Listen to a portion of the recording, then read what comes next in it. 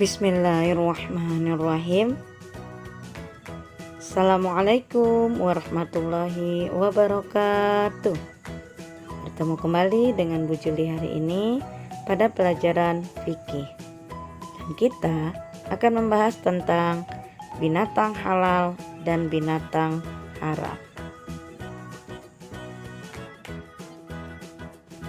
Sebelumnya, yuk kita berdoa dulu agar Allah meridhoi ilmu yang kita dapatkan hari ini menjadi ilmu yang bermanfaat dan membawa kebaikan dunia akhirat. Binatang halal adalah semua jenis binatang yang boleh dimakan oleh umat Islam menurut ketentuan agama dan akan membawa manfaat yang baik, manfaat yang positif bagi tubuh manusia. Jenis-jenis binatang halal dan dalilnya. Yang pertama, binatang ternak darat. Dalilnya terdapat dalam surat Al-Maidah ayat 1.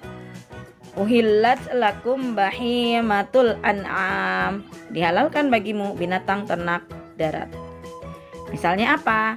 Sapi, kambing, domba, kerbau, unta.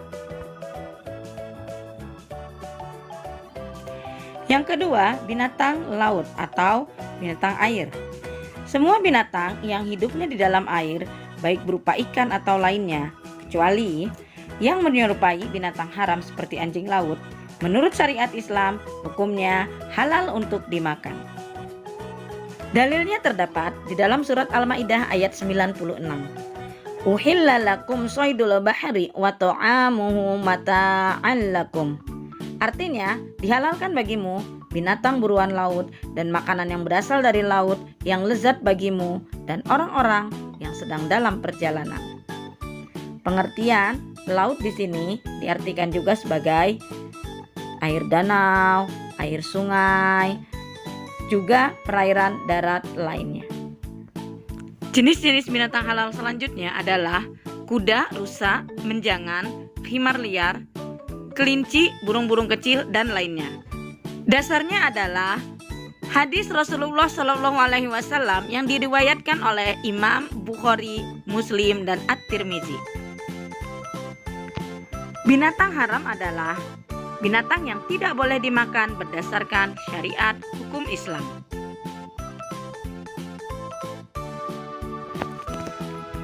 Jenis-jenis binatang haram. Yang pertama adalah binatang-binatang yang disebutkan di dalam surat Al-Maidah ayat 3. Yaitu yang pertama adalah bangkai. Jenis bangkai yang diharamkan, yang pertama adalah al-munhaniqah, yaitu hewan yang mati karena tercekik. Yang kedua, al-mauquzah, hewan yang mati karena terkena pukulan keras. Al-mutawaddiyah, hewan yang mati karena terjatuh dari tempat yang tinggi. An-natihah, yaitu hewan yang mati karena ditanduk oleh hewan lainnya. Termasuk juga jenis bangkai adalah semua hewan yang mati karena dimangsa oleh binatang buas. Semua hewan yang mati tanpa penyembelihan, misalnya dengan cara disetrum. Semua hewan yang disembelih dengan sengaja tidak menyebut nama Allah. Semua hewan yang disembelih untuk selain Allah, walaupun dengan membaca basmalah. Semua bagian tubuh hewan yang terpisah atau terpotong dari tubuhnya. Dikecualikan dari bangkai ini ada 3, yaitu ketiga bangkai ini halal untuk dimakan. Yang pertama adalah ikan, karena ikan termasuk hewan air. Dan telah dijelaskan bahwa semua hewan air adalah halal bangkainya, kecuali kodok. Yang kedua, belalang. Belalang halal berdasarkan hadis yang diriwayatkan oleh Imam Ahmad dan Ibnu Majah. Yang ketiga adalah janin yang berada di dalam perut hewan yang disembelih. Hal ini berdasarkan hadis yang diriwayatkan oleh Imam Ahmad dan Ashabus Sunan, kecuali Imam An-Nasai, bahwa Rasulullah SAW bersabda, penyembelihan untuk janin adalah penyembelihan induknya. Jadi, jika suatu hewan kita sembelih dan ternyata dia sedang hamil, maka janin yang berada di perut hewan tersebut adalah halal untuk dimakan. Berikutnya, yang diharamkan lagi berdasarkan surat Al-Maidah ayat 3 adalah darah. Maksudnya adalah darah yang mengalir dan terpancar. Dikecualikan dari darah ini adalah hati dan limpa. Kemudian daging babi. Daging babi ini mencakup keseluruhan bagian-bagian dari tubuhnya, termasuk lemaknya. Berikutnya adalah jenis-jenis binatang haram yang dijelaskan di dalam hadis Nabi. Yang pertama, binatang yang diperintahkan untuk membunuhnya, seperti ular, tikus, kalajengking.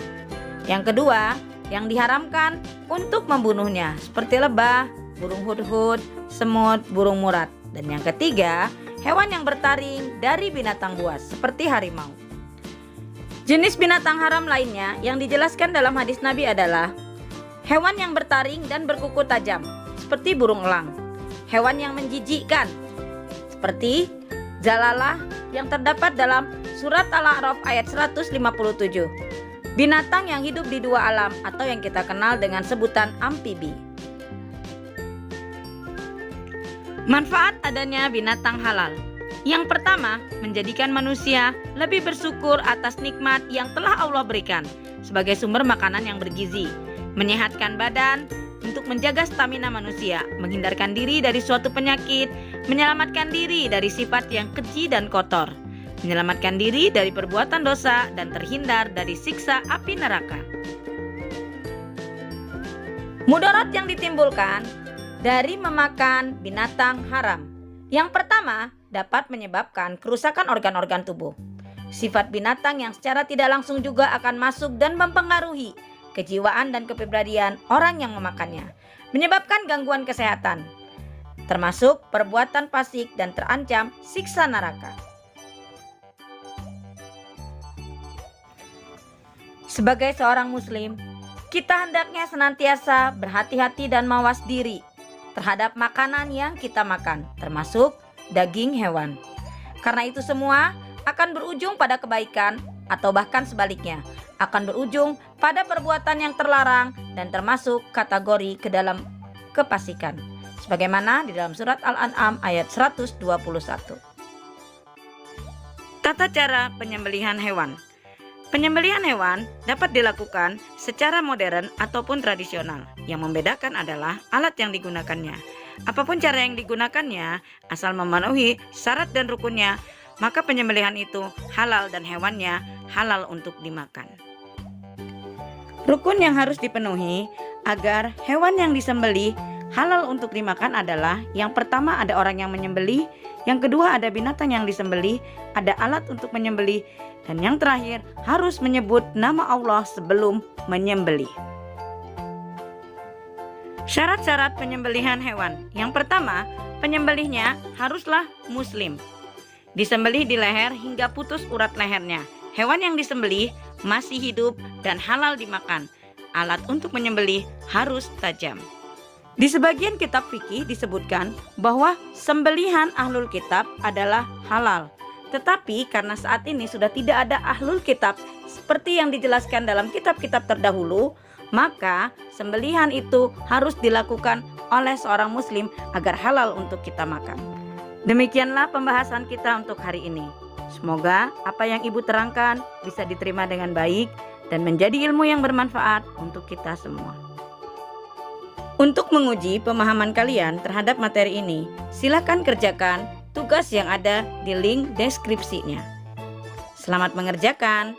Assalamualaikum warahmatullahi wabarakatuh.